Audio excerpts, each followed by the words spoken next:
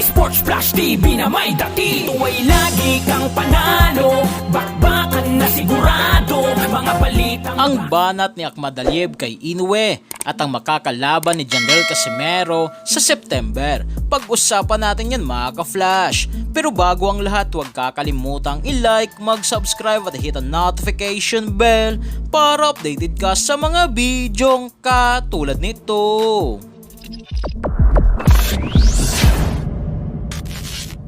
So matapos nga po mga ka-flash, sabihin ni top rank CEO Bob Arum na hindi sila interesado na labanan ni pound for pound rank number 2 sa buong mundo na Oya the Monster Inoue si WBA mandatory challenger, former Unified World Champion Murodjon Akhmadaliev, ay sumagot nga po ngayon si Akhmadaliev at sinabing, "You just received the Fighter of the Year award. You're considered one of the best pound for pound fighters and you're avoiding this challenge." Na ang ibig sabihin dito mga ka-flash ni Akhmadaliev ay duwag at umiiwas daw si Naoya the Monster Inoue.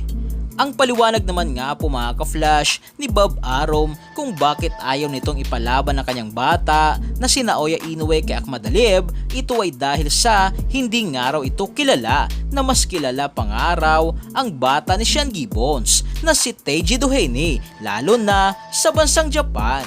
Habang sa kabilang balita nga po mga ka-flash, patungkol naman kay former 3 Division World Champion Angas ng Pinas, Janriel Cuadro Alas Casimero, sa kanyang pagbabalik sa ibabaw ng lona sa buwan ng September, na maliban kay Alan Picasso Romero na posibleng makakalaban, ay may isa na naman nga pong Meksikanong boxer ang kumakalat ngayon na balita na makakalaban umano ni Casimero, at yan nga po ay si Sebastian Hernandez Reyes, na may kasalukuyang kartada na 16 wins, walang talo at may 15 knockouts. Sa pahayag nga po ni Coach Jason Casimero na ang makakalaban nga po ni Janriel Casimero ay isang Meksikano, undefeated, rated at higit sa lahat, kung sino ang mananalo sa dalawa ay makakalaban ni pound for pound rank number 2 sa buong mundo na si Naoya the Monster Inoue. Kaya kung ganito nga po mga ka-flash, ang pinakamalapit dito at malaki ang tsansa na makakalaban ni Casimero ay ang WBC mandatory challenger